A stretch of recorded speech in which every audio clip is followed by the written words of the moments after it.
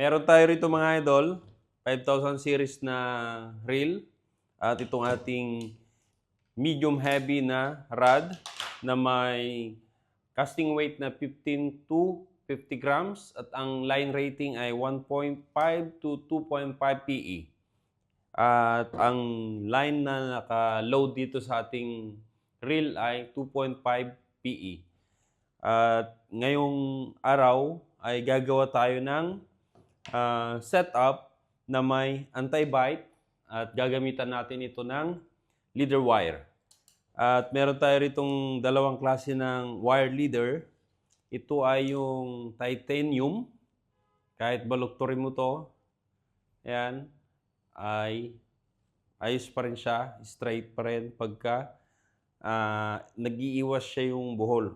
Hindi tulad nito, isang wire leader natin, smooth siya, parang tali, pero pagka nagkaroon ng tangle or nagkaroon ng pressure, ayan na yung nagiging itsura niya. Nagbubuhol or nalulukot. So, gawa tayo at gagamitin natin itong titanium. Ito yung ating rod, setup natin. So, itong gagawin natin na demonstration, mga idol, ay parang actual na mag-fishing tayo. So, lagay natin itong ating mga line dito sa ating rod. So, itong fluorocarbon natin dito, yung ating leader line, ay 50 pounds.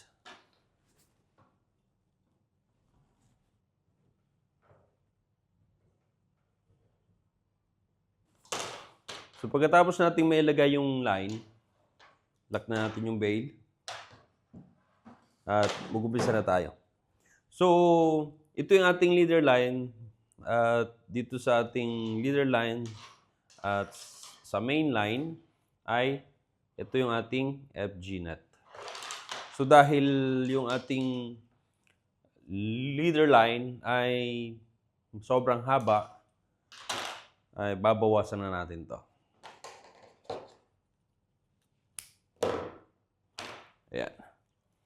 So, ito na yung ating leader line. At ilalagay na natin itong ating wire leader. Sa pag-connect ko sa aking wire leader at sa aking leader line, ay gumagamit ako ng improved clench nut. So, ganito lang yung paggawa ko ng improved clench nut. 1, 2, 3, 4, 5.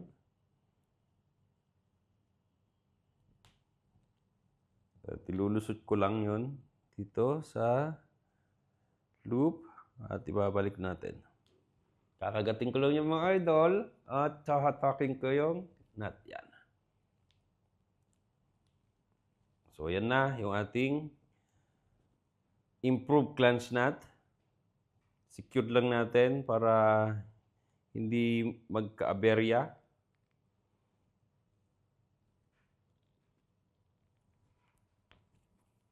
Okay. At puputulin natin itong excess na line dito sa ating fluorocarbon.